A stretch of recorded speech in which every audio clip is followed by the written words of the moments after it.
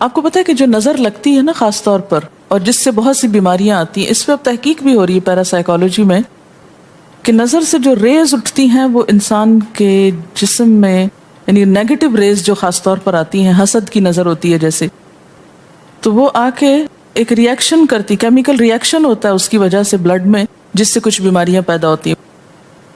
حدیث میں آپ کو سنا دیتی ہوں۔ حضرت ام سلمہ سے روایت ہے کہ آپ صلی اللہ علیہ وسلم نے ایک لڑکی کے چہرے پر کالے پیلے رنگ کا نشان دیکھا تو آپ نے فرمایا اسے نظر بد لگ گئی ہے، اس پر دم کرو۔ حضرت جابر کہتے ہیں کہ آپ صلی اللہ علیہ وسلم نے آل حزم کو سانپ کے ڈسنے کی وجہ سے دم کرنے کی رخصت دی، اور آپ نے اسما بنت امیس سے پوچھا کیا وجہ ہے کہ میرے بھتیجے کمزور ہیں، کیا فقر و فاقہ کا شکار ہیں، یعنی کھانے پینے کے باوجود یہ کیوں کمزور ہیں، کیا ان کو کچھ کھانے کو نہیں ملتا؟ انہوں نے کہا نہیں، بلکہ انہیں نظر بد بہت جلد لگ جاتی ہے، تو آپ نے فرمایا ان پر دم کیا کرو۔ یعنی جس بیماری کی سمجھ میں نہ آئے کہ کھائے پیے بھی انسان جوان بھی ہو لیکن اس کو صحت ہو ہی نہ، کوئی ظاہری سبب معلوم ہی نہ ہو، تو ایسے شخص پر دم کرنا چاہیے۔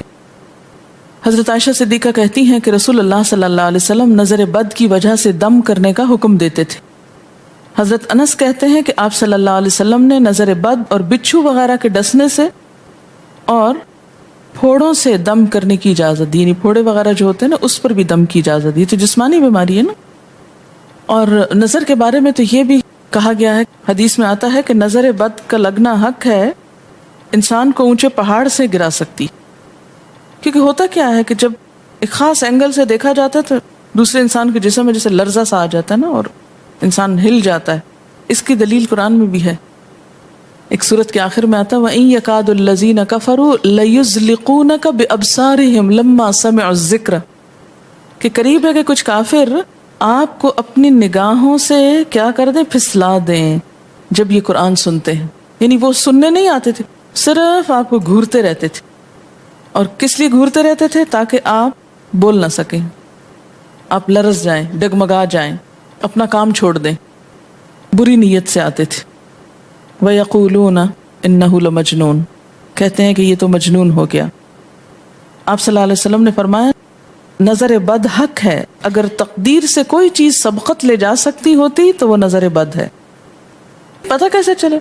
چل جاتا ہے، پتہ کیوں نہیں چلتا؟ مثلاً آپ کا بچہ ہنس رہا تھا، کھیل رہا تھا، دودھ پی رہا تھا کہ اچانک کوئی شخص آیا اور جب وہ اٹھا تو بچے نے شور کرنا شروع کر دیا، اور پتہ چل جاتا ہے۔ بعض اوقات گھر ہی کے لوگوں کی لگ جاتی، بعض اوقات محبت سے بھی لگ جاتی، کہ بچہ کھیل رہا تھا، آپ دیکھتے کہ وہ گر پڑا، اچانک رونا دھونا شروع ہو گیا، سر پٹ گیا۔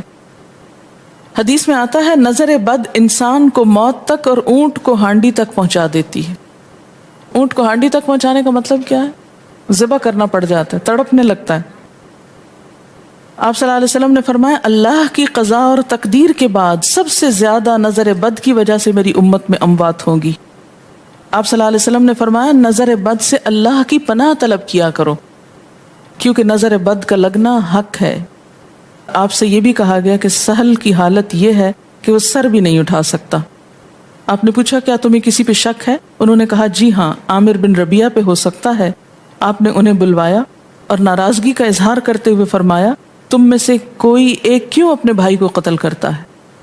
کیا تم بارک اللہ نہیں کہہ سکتے تھے؟ اس لیے اب غسل کرو، اور اس غسل کا پانی کس پہ ڈالا جائے؟ جس کو نظر لگی۔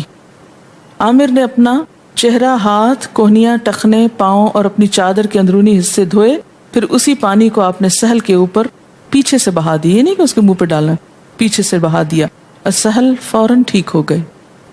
اس کا طریقہ بتایا کہ اس غسل کا ابن شہاب زہری کا کہنا ہے کہ ہمارے زمانے کے علماء نے غسل کی یہ کیفیت بیان کی ہے، جس آدمی کی نظر لگی ہو اس کے سامنے ایک برتن رکھ دیا جائے جس میں وہ سب سے پہلے کلی کرے اور پانی اسی برتن میں گرائے، پھر اپنا چہرہ دھوئے، پھر اسی پانی کے ذریعے اپنے ہتھیلیاں، دائیں ہاتھ اور ہتھیلی پہ پانی بہائے، پھر بائیں پر، اور پھر دائیں کوہنی پر، پھر بائیں کوہنی پر، پھر بائیں ہاتھ سے اپنا دایاں پاؤں دھوئے، پھر دائیں ہاتھ سے بایاں پاؤں دھوئے، اور پھر اسی طرح گھٹنوں پہ پانی بہائے، اور پھر یاد رہے کہ سارا پانی برتن کے اندر جائے، اور اس کے بعد جس شخص کو نظر لگی ہو اس کے سر کی پچھلی جانب سے وہ پانی ایک ہی بار بہا دیا جائے۔